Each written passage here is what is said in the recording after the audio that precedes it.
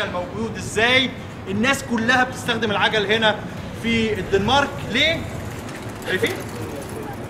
عشان خاطر بيقول لك افيد للصحه، امن على كل حاجه، وكمان بيوفر وقت. ليه يستخدموا العربيات والزحمه ويقعد يدور على مكان يركن فيه العربيه، انه ممكن يستخدم العجله ويسيبها في اي مكان فيه سلام. بصوا جميع الناس هنا بتستخدم العجل، حاجه رائعه. انا قلت عداد العجل هنا في كوبنهاجن زي ما انتم شايفين كده، بيكتب لك عزيزي يعني اللي بتسوق العجله انت رقم 5500.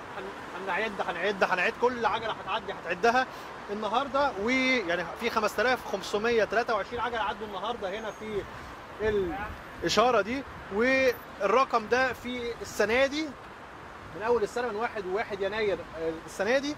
وهاف جود تريب، وشكرا انك انت استخدمت عجلتك. الناس ورايا انتوا مش خارجين شايفين العداد شغال ايه؟ الله ينور يا رب نلاقي الحاجات دي عندنا كده في بلادنا الجميله.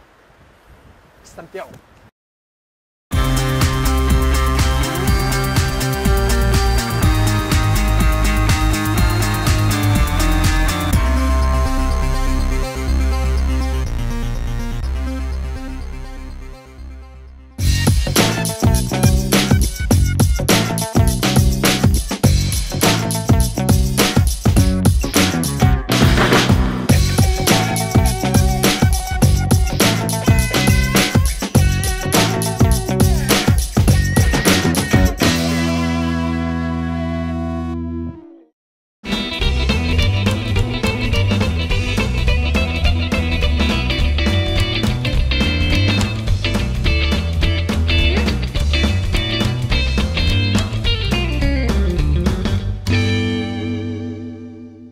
انا احمد حجاجوفيتش من كوبنهاجن الدنمارك، بقول لكم ده مشروع قوي جدا ولازم الناس تفكر فيه، ان احنا القاهره تتحول الى مدينه عجل وليس مدينه كلها مزدحمه بالعربيات والعيله عندها 20 عربيه.